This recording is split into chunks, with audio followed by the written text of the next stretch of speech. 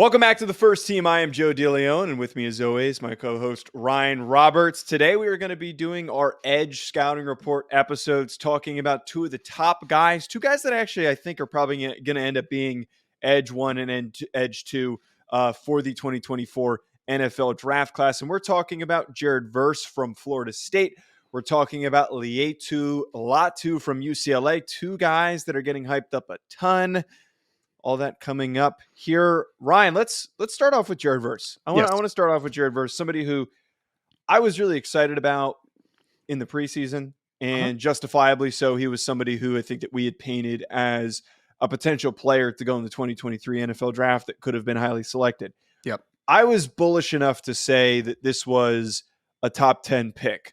I still really like Jared Verse, and I'm not really saying that I think he played poorly. Yeah. But I feel like I've cooled just a little bit that I think this is more of a top 15, top 20 pick because so many other positions have so much more talent that I think are going to get valued more, if that makes sense. It's fair because I think the thing with Jared is that you were still expecting a nice jump in 2023 because, I mean, for the people that don't know the backstory, he's 2 years at Albany. And then obviously with, the transfer portal, had the opportunity to go to Florida State. He was actually a 0-star recruit for people that didn't follow, and he had more catches as a senior, 15, than total tackles as a senior. Well, only 13 total tackles, which is just wild. Insane. Just weird.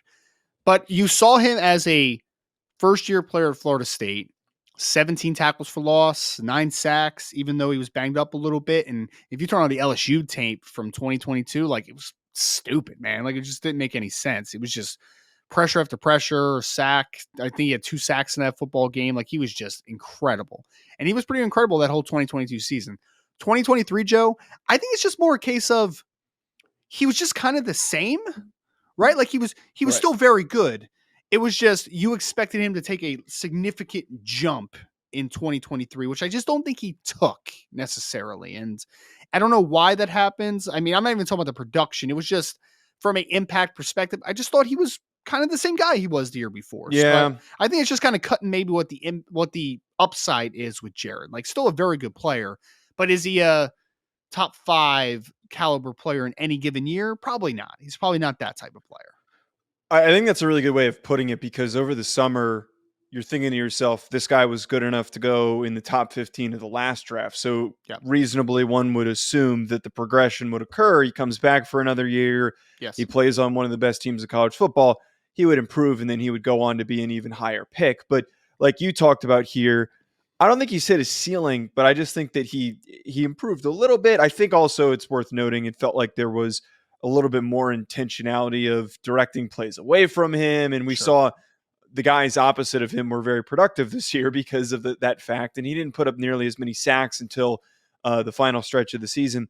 I still think that with him, you see all the requisite traits that you love for an edge rusher. He's explosive, the power, you start to see that power profile. And there's, the play from a couple of years ago, a couple plays against LSU, as you mentioned, where he's just beating up on those LSU tackles and he's just physically dominating them. We saw that on Emory Jones still has nightmares from that game.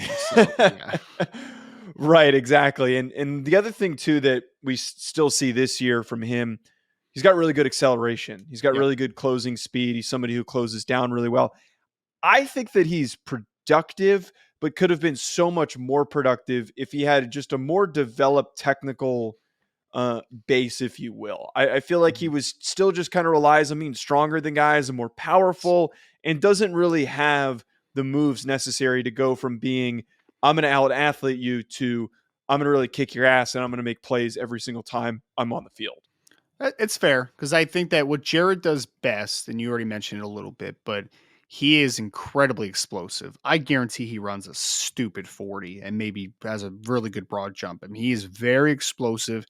And he's really powerful because of it. This is a speed to power converter. He's not necessarily the loosest athlete of all time as far as like bendy outside track type of dude. He's more set you up outside, go down the barrel of your chest and be able to create power. Like that's more what his is. So he's going to be much more of a speed power converter, inside counter type of player. And with that, I think that there are some moves that he needs to add to his arsenal. I would agree with you in that sense. If he adds a couple moves, I think this guy could still be a double-digit sack a year guy. Like, he's that potential to me on the next level. It's just going to be about diversifying the toolbox a little bit, because he's never going to be just an outside track bendy dude. It's just not his game. He is a bull. He's a guy that's a little bit tightly wound in the hips, but that's Yeah. also the best part of him, is that he can create a lot of power through his hips and through his core. So I think that he's a perfect speed to power converter. I think he's a high effort player as well. And I think he's strong as an ox. So there is still development that could happen, but not the physical development, right? Like, you could talk about some guys sometimes where you're just like, the development they need is from a physical perspective. They need to add weight. They need core strength. I don't need that from Jared Verse. I need Jared Verse to be coached up and be technically a little bit more proficient as far as his plan of attack. If he can, then I think he's going to end up being worthy of a top 10 to 15 overall pick, because he still has stupid explosiveness and power, man. Like, really close to elite level of power, in my opinion, for his position.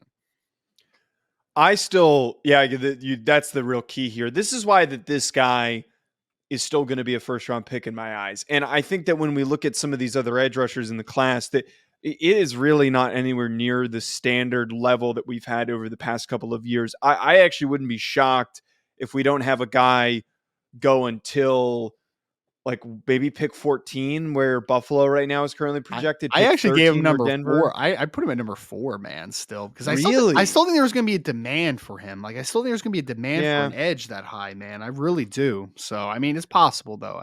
Would I be shocked if you're right? No. Do I still think there's probably going to be a demand for an edge? Yes. Wait a minute. You had him to the Commanders in your mock draft? Yes, dude. Who's their edge rushers right now? Who are their edge rushers right now, Joe?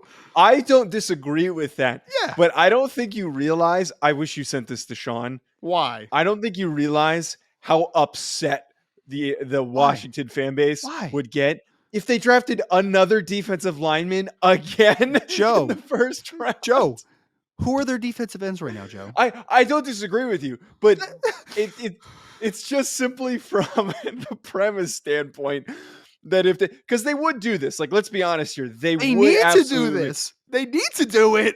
But from a premise standpoint, they drafted Montez Sweat, traded him away. They drafted Chase Young, traded him away. And I wouldn't be surprised if they didn't do the same thing with Deron Payne and Jonathan Allen over this upcoming offseason.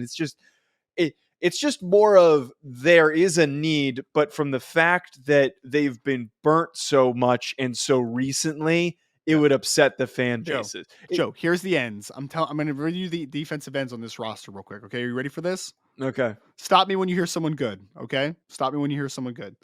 James Smith-Williams, elite football player. Casey Hill, all pro. KJ Henry, underrated. Andre Jones Jr. I don't know who any of these guys are. Jalen Harris. That's their defensive end room. I understand. Yeah. You don't think that they wouldn't go offensive line though? You don't think that wouldn't be the? I thought about it, but I opted for a pass rusher because they have no pass rushers on this team, Joe. Okay. Zero. To get back to what we're talking about here with Jared Verse, let's put it this way. I think that there's a wide range of spots that he goes in. I think that he's a first round pick. Yep.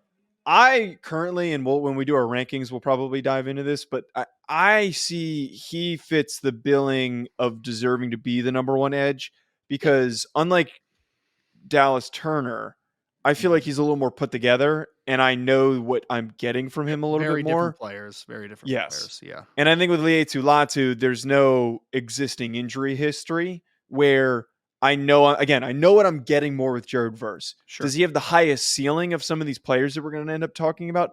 No. But do I think I know what I'm getting with him a little bit more? And do I know that he's extremely talented? I think that all sets him up to be the first edge taken. I think so too. I mean, look, the reality is that if Latu's medicals check out, could a team talk themselves into Latu? Sure. Could a team talk themselves into Dallas Turner? I think they absolutely could, because that kid's going to run something stupid, man. He's going to test just phenomenally. So I don't think it's a foregone conclusion that Jared Verse is the first edge, but he is going to be the first edge to me because I think he represents the best all-around profile to being that first edge off the board. Physicality, explosiveness, production, and still has a ceiling that he can reach to. So all that together, he is also my top edge in this class. BetOnline remains your top spot for all of your live betting action and contests. NFL, college football, UFC, NHL are all in full swing. BetOnline is your number one source for wagering news, odds, trends, and predictions with both desktop and mobile access at any time. Head to BetOnline today and use promo code BELIEVE, that's BLEAV, for 50% off your first deposit. That is a 50% welcome bonus. Bet online, where the game starts.